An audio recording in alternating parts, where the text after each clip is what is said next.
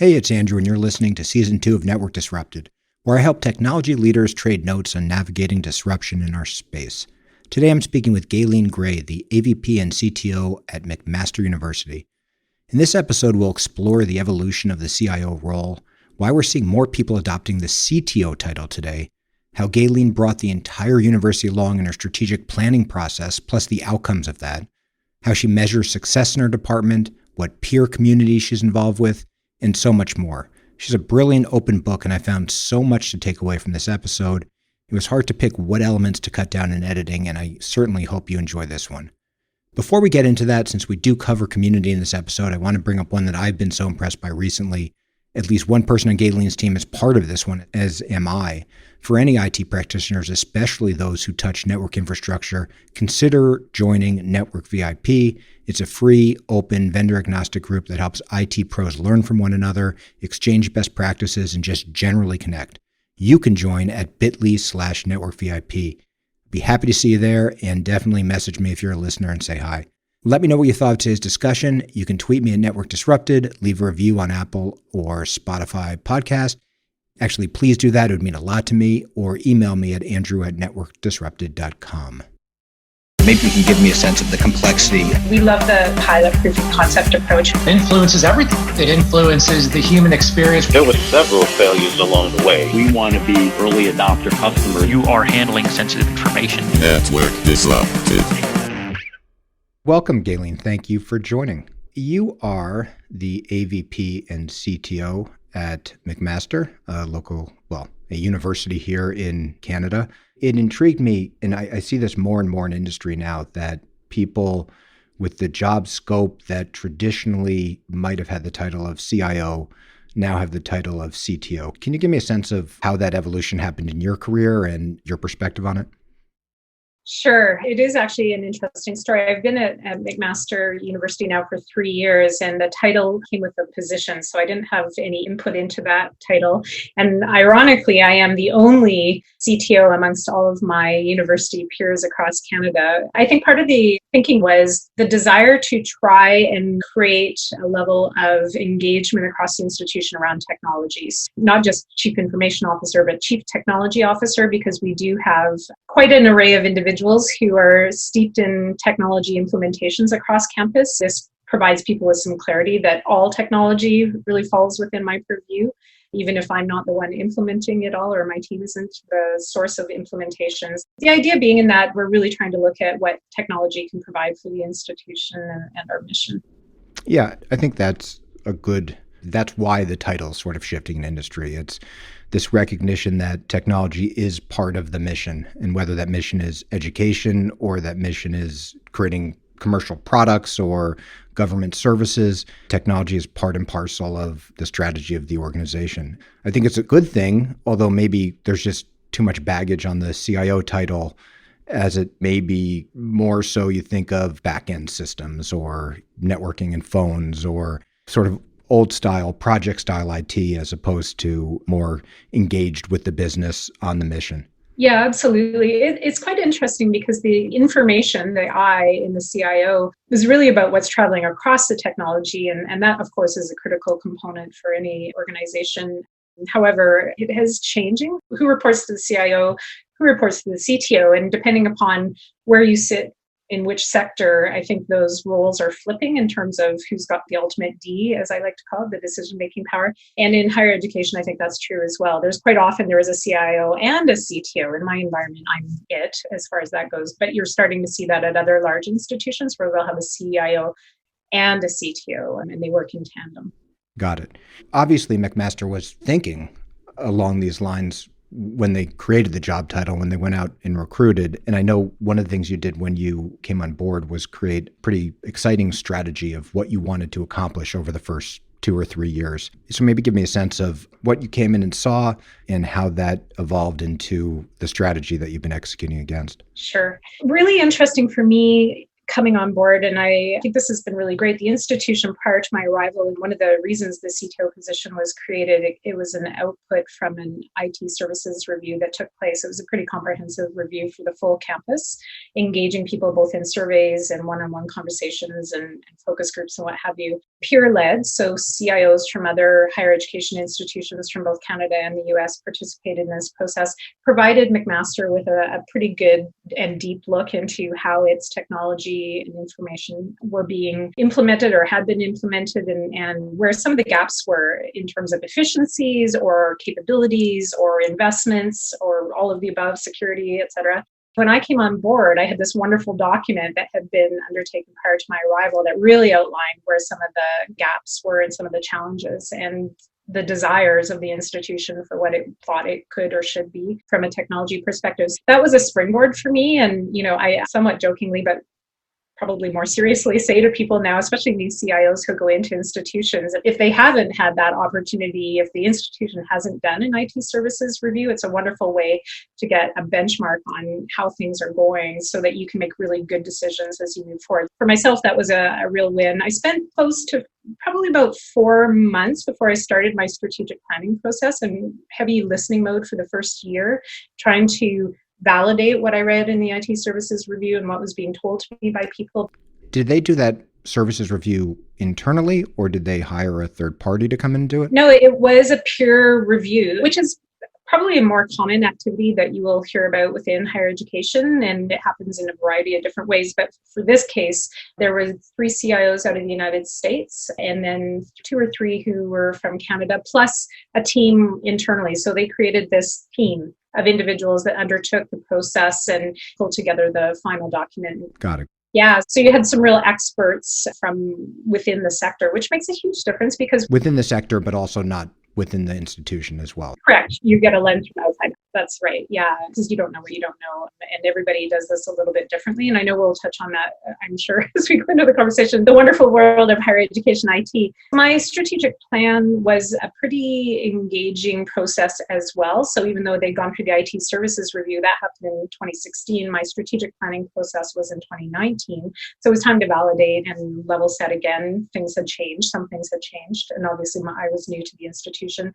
And we've ended up with this amazing, I like to think, of course I'm a little biased, but it's an IT strategic plan that really encompasses the full institution. So even though it's focused on IT, one of the key pillars, there's 3 pillars across the strategic plan. One of the key ones is about the connected McMaster community. And that really is about galvanizing the institution, not just the IT folks within the institution, but the institution writ large, to work together and to embrace the opportunity that technology and systems can provide to help us achieve the mission of the institution. That is a pretty critical one. The other one is probably not that surprising, seamless foundation. We really do talk about we need underpinnings both in terms of hardware infrastructure, but also systems infrastructure to ensure that we can do what we need to do. And then there's transformative technologies, which is about building on top of that to really do my terminology, delightful technology on top of the seamless foundation so that we can really achieve and move faster and be more innovative.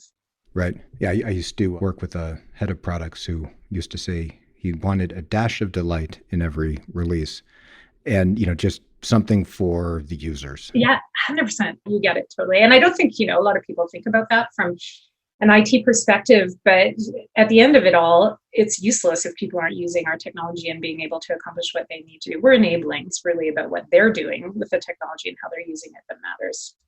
Yeah, no, for sure. And delight isn't necessarily something that's measurable. No.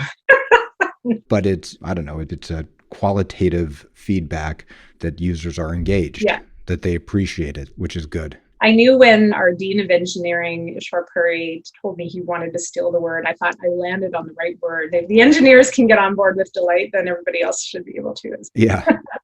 It is an odd word. And I remember thinking that it's an odd word for engineers. How do I drive delight? Everybody wants a little sprinkle of magic in whatever they're working on. So why not? Yeah, no, exactly. We talked about, when we were talking about before, there's a parts of your strategy that are attacking deficiencies in wireless or connectivity or other areas.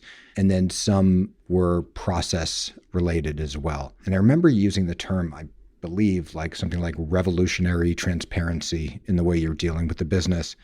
Can you give me a sense of what you meant by that term and what that means to you? Yeah, for sure. So I should let you and your listeners know that I have an honors degree in English literature. So, I tend to use more creative language maybe than most people would in a technology realm. But yeah, so revolutionary transparency. This started with my arrival on campus, and part of this is very cultural, but it's also very personal. I'm a real open book person, and I'm a relationship builder, and I'm pretty, what you see is what you get as far as how I engage in all interactions with people.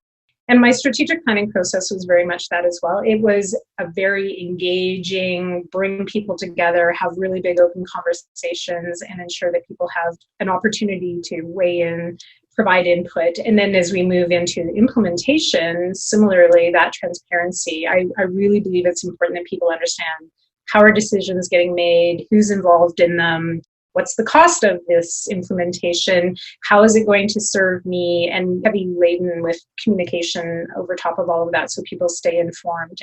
Do you find that there are times where those sorts of processes can lead to sometimes if you try to meet everybody's requirements, you end up meeting nobody's requirements. Like you meet 80% of everybody's requirements, but maybe you haven't delighted anybody. Sometimes, the heavier those processes are, the less likely you are to take a bet on something that might be more transformative. I don't think transparency has to mean consensus necessarily. I think helping people to understand the why behind things is really important. It doesn't mean that everybody's necessarily going to drive the why in their direction only. Because you are dealing with a large number of people, there's some really good reasons why we would choose a particular direction. It might have to do with the analysis that we went through in helping to boil down what the needs are across campus. And you have to pick the 80-20 rule sometimes. We're not going to be everybody's favorite flavor of everything. And in my environment, that can work really well because there are opportunities for us to deliver something from a central IT perspective, but people have the agency to go out and do some of their own unique things that maybe aren't going to fit into that. So we do have that flexibility. It's not an all-in only approach to delivering technology. Yeah, and that's really intriguing and I think very important. I mean, and we talked about this before, this idea that centralized IT and centralized governance doesn't necessarily mean that everything is done this way. It can leave room for federated solutions or people doing their own thing when their own thing meets the general security requirements or governance requirements and more specifically meets what they need to get their job done, right? Yeah, absolutely. And I think, examples would be, well, right now it's quite fascinating. We offer some tool sets for education. Obviously, McMaster is one of the institutions that decided pretty early in that we weren't bringing everybody back to campus. So we've moved 95% of our course delivery to online, which was not the norm. So we've provided tool sets like Zoom is an example, or Microsoft Teams. And for some individuals, that works for them. And for others, in our Faculty of Health Sciences, they have a particular platform that they use. That's fine. Web hosting is another really great example. We are currently working on a web strategy for the campus. It's been very desegregated in terms of how people have undertaken web delivery across the board. But from a web hosting, we're going to try and create a central opportunity. But if that doesn't fit everybody's needs, as long as some of the key tenets of brand, security, accessibility are met, fine. I think you have to pick, and in our environment, we have to be really aware that it's so diverse in terms of what people are doing and who they're delivering to, whether it's a researcher, it's a faculty or instructor, students, staff. We have so many constituency groups trying to do it all this way or forget about it. I would be the person that people would be saying forget about it too, because it's just too diverse an environment. So we have to find the guidelines and try and help people stay within those guidelines, but there will be deviations from them. I think you said you think along foundation, connectedness, and delight. Do you have specific measures as you execute against this strategy, both internally, where you want to be, but also I'm assuming you're transparent in sharing those measurements with the organization? Yeah, I do struggle a little bit. People love the KPI mentality. How are we going to know that we're doing all those right things? I think it's an interesting dialogue with the institution. What do you want to know? How do you want us to measure success? I can throw lots of numbers at people about uptime and how many tickets, and I don't know that that's effective. It's back to that trust piece. When I have faculty or researchers coming to me saying, hey, we want to do this thing. Can you help us? That's a huge success factor in my books, because it means people think that we can actually help them to achieve what they need to. When I can partner and we can do pilots and try things on, and then it moves into a production system, I think that's a great measurement of success. We're trying to do a lot of our success show back, if you will, through storytelling and trying to create the story around the way in which we're supporting the institution, one individual researcher, faculty, dean, whomever at a time, and yet do it all. We're trying to spread ourselves across all of those areas. There's lots of really great stories. I had a faculty member who came forward struggling with an issue of trying to deliver a virtual lab environment to his students that allowed him to have a little bit more control over how they engaged, because he found that part of the time to teach was being taken up with this really prolonged process of how do you do this and where do you go here. So he wanted to create an environment that was a little bit more structured. And so we partnered with him and put together some technology and went through 2 semesters of back and forth engagement around that. And now we've implemented something using the Microsoft virtual environments and spun that up this year. What a great opportunity working it out with him. We've got something in production now that allowed us to ensure students had lab environments that they could log into. That's being used more broadly. Exactly. So beyond just his courses, works for him, but gave us some opportunity to try something that the team hadn't tried before. So there's a win-win on both sides. Yeah. No, I love stories like that because I think too often we focus top down and then you go into requirements gathering mode and define these big projects and big budgets are necessary and it's uncertain if it's going to work or not. And if you sort of go bottoms up like that, start with a well-defined problem with a smaller set of stakeholders, it's easier to solve that problem. And then the best case scenario is that problem is shared across other stakeholders and now you've got a solution to go with. Sort of an experimentation model as opposed to a heavy analysis model. Yeah, we love the pilot proof of concept approach. And it's really great for me because, again, keeping my mind on delight, I'm trying to think about where are those little moments where we can do something a little bit different that isn't standard IT that are going to create these opportunities to say, look, we can do this or we can support something. And it could be that, we had a pilot initiative with one of our professors out of our anatomy area in the Faculty of Health Sciences and doing virtual reality. So we've created this really cool little virtual reality app for our nuclear reactor. We were looking for a use case, and it's a very cool little project. It's probably not something that we're going to be able to leverage into something bigger for the campus, not from a central IT perspective anyway, but what it's done is open up the whole conversation about virtual reality and virtual reality labs on how can we build something that more people can tap into or have access to. So I think... Meanwhile, I think I just heard you're playing around with new technology and nuclear reactor in the same sentence. Yeah, I know. It's always my mic drop moment with my peers, right? We have a nuclear reactor, so you want to talk about your complexity, let me talk about a nuclear reactor. Seamless foundations. Yeah. What do you mean by that?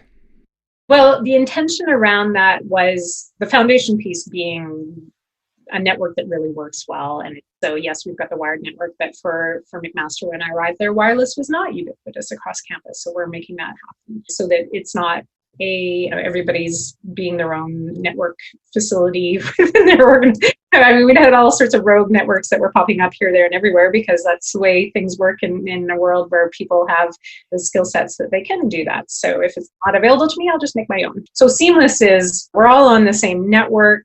We're trying to create foundational systems and technologies that people can use if they choose to, and that are consistent across campus. Everybody gets it. It's kind of like a benchmark or a bar that, above this could be more customized. So maybe there's different things, but we want everybody consistently to have access to elevate their ability to do the things that they need to do. So it's also our ERPs. We are a PeopleSoft institution, and that was one of the big projects before my arrival. That seamless foundation, again, having that environment is really important, but what we're looking at now when we're looking for innovation or enhanced digital experiences isn't about building more in PeopleSoft. It's now about integrating systems with PeopleSoft. So we're looking for systems that will leverage the data, which is the authoritative source, and information can flow in and out of that. But it's actually creating a completely different interface. Yeah. Well, it's that whole idea of system of engagement versus system of record. It's interesting just from an industry standpoint. You watch the large ERP vendors. There's all these small startups that create way better and way more engaging systems for users to interact with the data that ultimately this gigantic system is authoritative for. And I've used plenty of those, and some of them are great and some of them seem just as kludgy, but regardless, I won't name names. But then the large ERP companies go and buy those companies. So it's just, but regardless, yeah, those systems, most of those large systems were built in a day when certainly Delight was so far away from what they were trying to push out. Yeah, it's hard. These are large scale implementations, and trying to upgrade and improve them takes a long time. So as an example, we have 2 new admission systems that we're implementing, one for graduate and one for undergraduate, and they are going to tie into this, but they are going to create a completely different workflow and experience for both the people on campus who have to use them, but also for the students that will engage with them, or the prospective students that will engage with them. So I love those stories, and that's really part of that. That's the transformative technology piece. Let's keep that foundation, continue to improve it, upgrade it, do what we need to do there. But let's bring these new technologies in where it makes sense so that we are much more rapidly able to address the challenges people have experienced with that. Did you invest in, most of the large networking companies are either acquiring or building Wi-Fi 6, next generation Wi-Fi type capabilities. Is this an area where you overinvested or you looked for something that was bleeding edge future-wise, or was it just mostly cleaning up what you had today, or how did you look at the Wi-Fi problem? When undertaking an enhancement project, you're kind of plopping things into place within an environment that's already in place.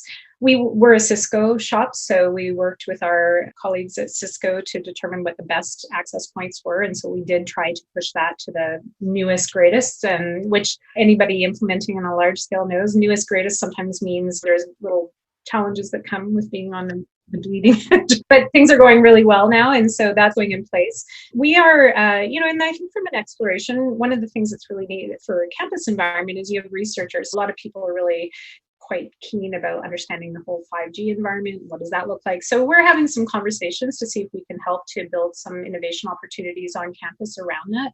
I don't think that that's really, it's not in a place where we would want to make a big investment from a business, if you will, environment status. But I do think it's important to understand the technology and look at what those innovation capabilities are. So for me, that's always about working with a researcher or bringing somebody in so that we'll get 2 sides of the benefit. One is going to be exploring it and being able to learn more about the technology. The other might be some innovation or research that can get built on that as well. And it is true, the evaluation of technology, because the funding, we're on a refresh cycle now, which helps a lot. That was something that we implemented, was really creating a reserve fund. So we were trying to plan 10 years out what needs to continue to be refreshed so that we can contain that seamless foundation ongoing. The challenge is really trying to think ahead. It takes a long time for us to get through a full refresh cycle of the whole campus. So you're always trying to implement new, but it's got to work well with what you already have. And the skill sets of the people who support that also need to be at a par with that. So they're going to learn something from the new technology. We've got to maintain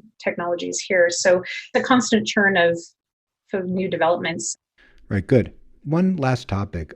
You mentioned it a couple of times, and I would imagine there's industry consortiums in almost every industry I work with, and in my customer base for sure. It sounds like you leverage your peers in higher education in more than a rudimentary, let's get together once a quarter and have a couple cocktails way. It seems like it's something foundational in your role. Absolutely. Yeah, it is. So in Canada, we have something called the Council of University CIOs, Canadian CIOs.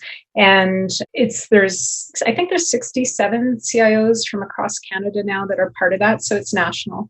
And then in Ontario, there's an Ontario version of that. So the subset of CIOs in Ontario who also come together regularly. And it probably is part of what brings me joy in my job overall, because it can be somewhat isolated in the type of role that I have within a campus. I'm doing something quite different, and I'm very supported in my environment. But that breadth of knowledge, experience, wisdom from across my CIOs. They're very trusted relationships. And it's not only at the CIO level. We have an IT security special interest group that shares information. And then we have started to push that out across a bunch of other special interest groups as well, communicators and network and data and what have you. And there's a lot of things that we deal with that have some idiosyncrasies that are very higher education and specifically university focused, that it's helpful to have people who've gone through it. So a lot of time, well, on a daily basis, I am talking to or emailing with one or all of those CIOs. We have a very active list and we're sharing a lot of information. And that transpires into, I have relationships with colleagues in the United States as well, somewhat similar, not quite as coordinated, but it's really important. And it's across all subjects, including our careers, career aspirations, how we're developing as CIOs, what our strategies are, and how we're building out this sector in terms of experience and knowledge as well. So it's been absolutely fundamental. And for myself, it's been really a big part of why I love what I do. Right. And universities are constantly working together, not just IT, but research and everywhere else. I mean, collaboration is core part of it. Absolutely. So it's not surprising to hear, but it must be something that sounds like leveraging brings a lot of value. Yeah, it brings a huge amount of value for us. It's a lot of good truth telling. No, for sure. It's super. It was delightful talking to you. Yeah, the best of luck going forward. Sounds like you've handled you were prepared for and handled the switch to virtual learning well. I'm sure there was moments of chaos throughout, but it's been exciting. It's been exciting, and it's also been a great way of rapid adoption, implementation for a number of things that we were going to try to move forward with anyway. And so now we've brought people along a heck of a lot faster than we would have elsewise. Use every good opportunity to advance your cause, I guess. Yeah, no, right. Compelling events are compelling events. And this is one nobody wanted, obviously, but it's a compelling event. It will change. I think it's going to change everything for everyone in many different ways, but certainly from a higher education perspective, lots of change. Remote working, you and your colleagues are no doubt feeling that too. So yeah, lots of things will be different as a result of this. So I think we take the best of it and hopefully get to pack away the things that didn't go so well and go back to the good things that we had before in some cases. So, right, for sure. Wonderful. Yeah. Okay, well, thank you very much. Thanks, Andrew. Great talking to you.